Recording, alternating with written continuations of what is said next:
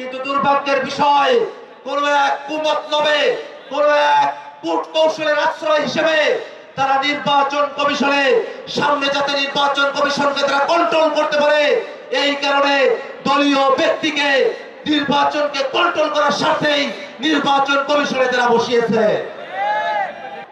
নির্বাচন কমিশনে নিরপেক্ষ ব্যক্তিদেরকে নিয়োগ দিতে হবে যাতে একটা নিরপেক্ষ নির্বাচন হয়। বিএনপি সরকার তার পক্ষে থাকা গণভোটের গণনয় সেটা বাস্তবায়ন করতে চায় না।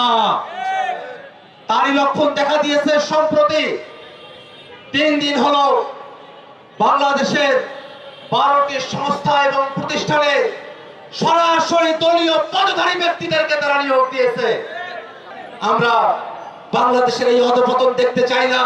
আমরা বাংলাদেশ রাষ্ট্রটাকে নতুন করে করতে চাই, এমন একটা বাংলাদেশ আমরা করতে চাই যেই বাংলাদেশে গণতন্ত্র থাকবে, সুবিচার থাকবে, যেই বাংলাদেশে নাগরিক অধিকার থাকবে, হিন্দু মুসলমান বৌদ্ধ খ্রিস্টান সকলকে সাথে নিয়ে নতুন এক বাংলাদেশের যে প্রত্যাশা, সেই প্রত্যাশার সাথে নাগরিকের যত অসুবিধা আছে, নাগরিক বিভিন্ন অফিসগুলোতে গিয়ে যে হয়রানির মধ্যে পড়ে সেগুলোকে দূরীকরণ করে নাগরিক সেবা বৃদ্ধি করে বাংলাদেশকে একটা নাগরিক বান্ধব দেশ হিসেবে গড়ে তোলার যে লড়াই, সে লড়াইয়ের অংশ হিসেবে সামনের স্থানীয় সরকার নির্বাচনে জাতীয় নাগরিক পার্টি অংশগ্রহণ করবে।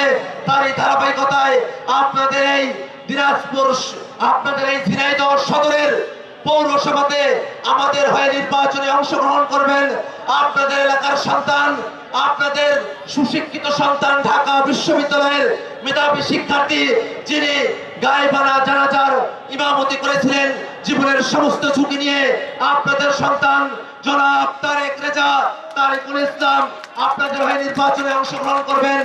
আমরা তাকে আপনাদের কাছে তুলে দিয়ে গেলাম।